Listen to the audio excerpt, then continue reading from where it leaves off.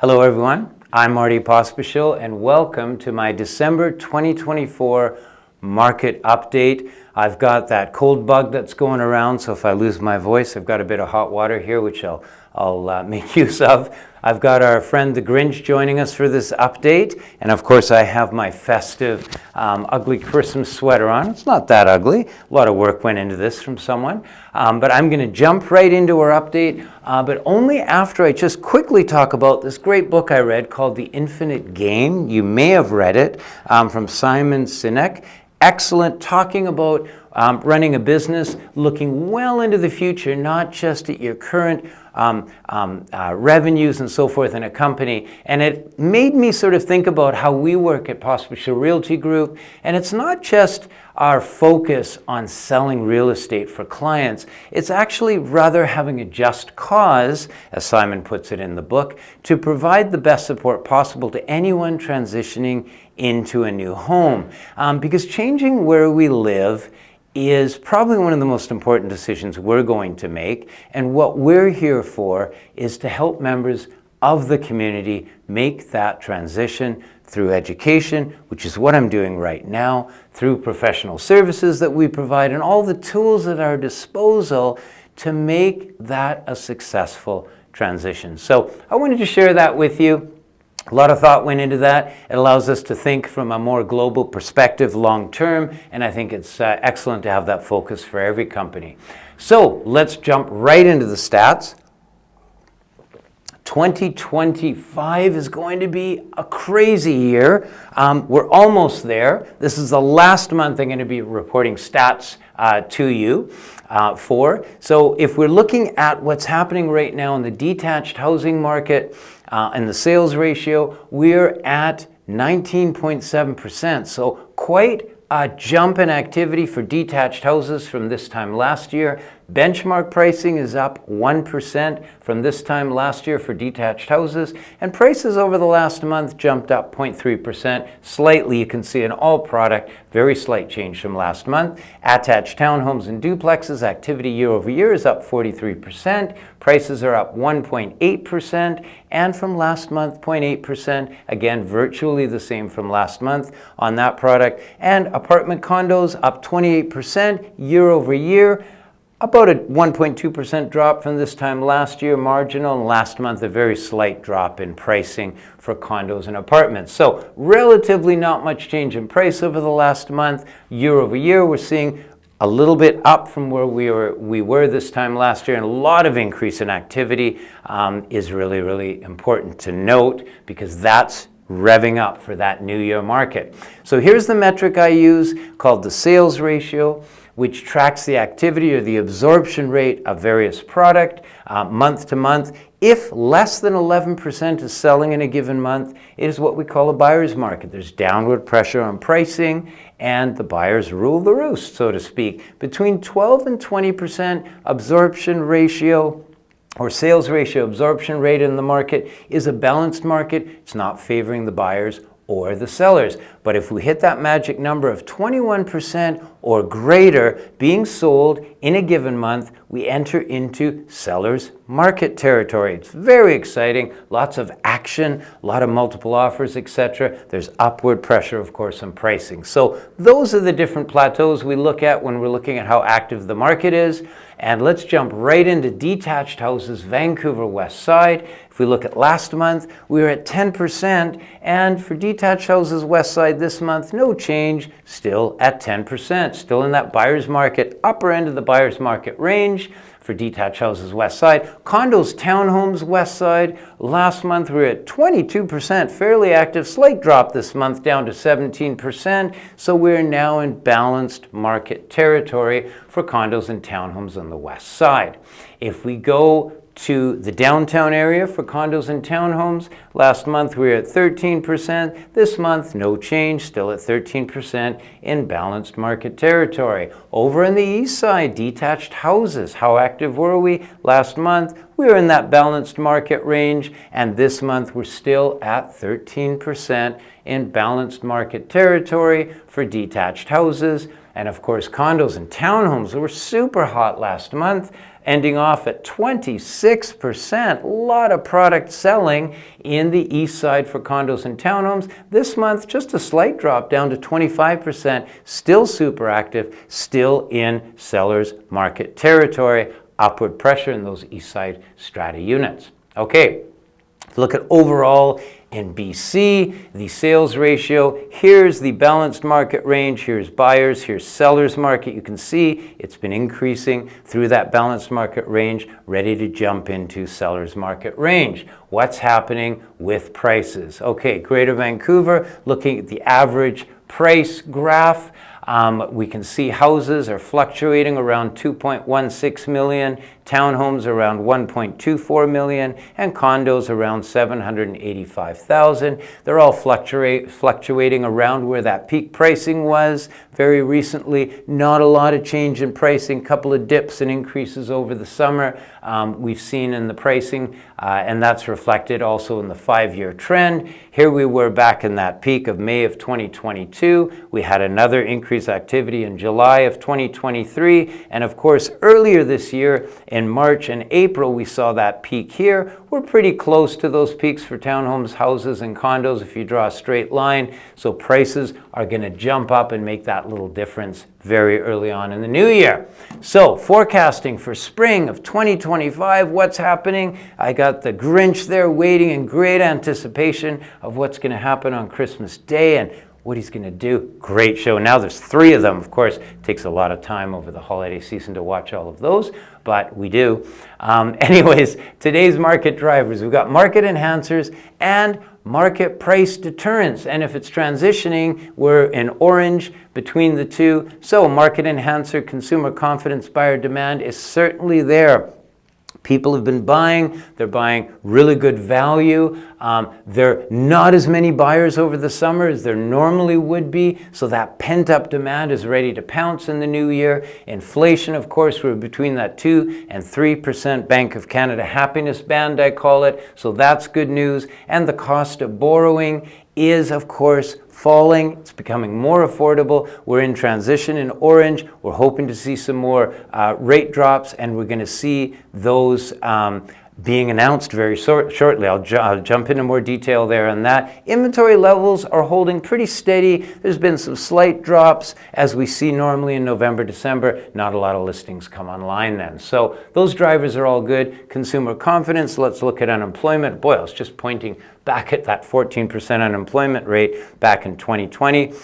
In Canada, we're at 6.5%, BC 5.8%. Not a lot of change there month to month. Retail sales are up, and of course they will be for December. Let's look at rental rates. We're down about 6% from last month at $3.21 a square foot. Not a lot of difference between furnished and unfurnished rentals. Used to be a big difference, about double, but now that is virtually the same. You can see the rates have dropped for all 1 bedrooms, 2 bedrooms, Vancouver, Victoria. The rental rates are becoming a little bit more reasonable there, so that's good, good to watch.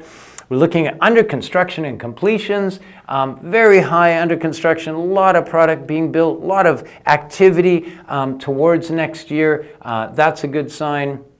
And if we're looking at inflation, currently in Canada, we're at 2.02% inflation. That is an increase from last month at 1.64%. Pretty well welcome because we didn't want that drop to continue and inflation to continue to go down. Tiff Macklem there holding the market as the target rate now at 3.75%. And that, of course, whenever it drops, it's an immediate benefit for the variable mortgage rate holders. And of course, when the 5-year bond rates drop, that will impact the fixed rates as well. And borrowers are getting ready with those continued rate drops. And I got an interesting info that came out of BMO Economics, which I'll share with you shortly. The 4th rate cut, hopefully a rate cut, will come on December 11th. So be ready on December 11th when Bank of Canada announces that rate announcement. Will it be a jumbo or a regular? It's probably not going to be a jumbo, probably, hopefully 25 basis points. Let's see what happens. Now, there's a new player in the game. I'm calling it the Trump effect. And he is, of course, threatening to have 25% tariffs on all imports from Canada. Now, okay, That's interesting, but how does that affect the real estate market? That's why you're watching this video. Well, there's two things. It could negatively impact our economy, and that could bring bond rates down, which would in turn bring interest rates down, which could make mortgages cheaper. So that's good news. But on the contrary, if we get into a war, then inflation would rise, and that would weaken the loonie, and then we might have a tightening of fiscal policy, which would of course increase the rates. So it's really hard to say what will happen. Probably best that those tariffs don't come in. We'll see what happens. Okay, consumer price index, you can see we're within that happiness band between 2 and 3%. We're right here at 2.02%. That's excellent. So all good news there for inflation, consumer price index. Are we in sync with our neighbors? Canada inflation rate, of course, is 2.82. That's up from the 1.64, 1.65 last month. And the U.S. inflation rate is at 2.6. Pretty darn close. Jerome Powell there did increase, the inflation did increase, which caused an overnight rate of 4.58%. So the bottom line here, what we're comparing 3.75 to 4.58, we're pretty close. We are in sync with the U.S. We don't want to get out of sync because that has negative repercussions for our economy. So Bank of Canada, we're hoping, is going to continue to drop those rates. We don't want to go to zero. We do want to get to that neutral range between 1 and 3%. That's their goal. And we, of course, still want economic growth. We're trying to hit 2.1% for next year and stave off any negative impacts in the economy. We don't want to lower the rates too quickly because then the loonie might weaken. And of course, that will result in inflation. That's not good. And we want to keep in sync because, again, that has negative repercussions as well. So all of these things the Bank of Canada is balancing to make the best decisions for us, of course. But this is super interesting. Mortgage rates have fallen now from about 6% to the mid-4s. You can get a good 5-year rate at 4.3, 4.4, 4.5, somewhere in there. But the Bank of Montreal Economics released a report that says that triggering interest rate of 3.9% is where buyers will step back into the market. And I think they're right. Psychologically, you're below 4. We saw interest rates in the 2s and the low 3s. When we hit 3.9%, they're saying a lot of the buyers are going to jump back into the market. So if you look at it, a 3.9% mortgage coupled with that new 30-year amortization, which is coming online December 15th, will result in the same pre-pandemic mortgage levels as a percentage of household income that we saw earlier when the market was so active. So those two things combined will bring those buyers back into the market. So that's good news. So these are the mortgage rules I was mentioning. I talked about them last month, so I'll do it quickly. We're increasing from $1 million to $1.5, the price cap for insured mortgages, and we're allowing pretty well all buyers, investors, even in pre-sales, to take advantage of that 30-year amortization, which lowers your monthly rates or your payments. And that's important. That takes effect December 15th. So that's a positive thing, coupled with those rates coming down, positive impacts on our market. So cost of borrowing, again, if you look at the trend, you can see the variable and the fixed rates coming down. That's increasing the activity in the market. If that continues, very important factor. Does three things. The lower rate makes more affordable homes for buyers. There's more selection. Lower rates means their monthly payments, of course, come down, increasing the amount that a buyer can borrow.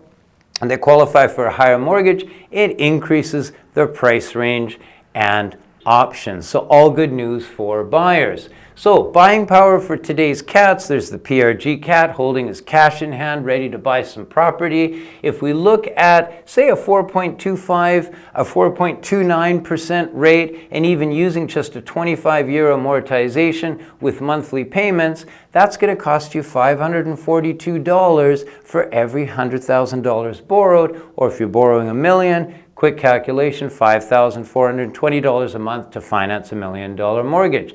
That's kind of a handy tool to carry around when you're looking at property. That's down from $550 a month, so things are getting more affordable from an interest rate point of view. Inventory levels I won't spend a lot of time on because they're decreasing, of course, as we're in November, December. That's typical for this time of year for houses. Condos, townhomes are seeing a decrease, even on the east side.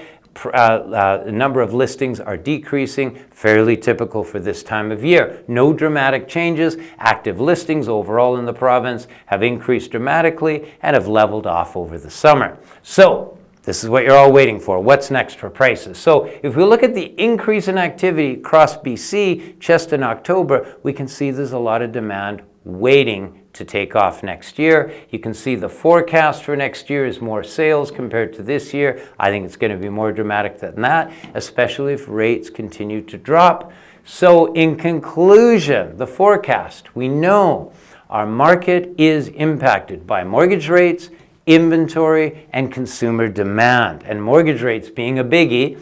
The inflation is within the Bank of Canada happiness zone, so that's good. Mortgage rates, as you remember from that BMO economics report, if they're right, and I think they are, we hit 3.9% mortgages. That's going to bring a lot of those buyers back into the market. So we really only need another 30 to 50 basis point drops to bring those variable rates. If the bond yields drop, then we're going to get those fixed rates dropping as well. That's good news. So everything's looking pretty good. Inventory is holding steady. That's good news. So the mortgage rates are very close to allowing those buyers to jump back in. The pent-up demand that took place all summer long is going to jump back into the market. There is some political uncertainty down south that's going to impact us. We're watching that very closely, but buyers and sellers in general are waiting for another drop or two, and then it's going to break loose. So buyers are at the starting gate, and the starting gun will be another Bank of Canada drop.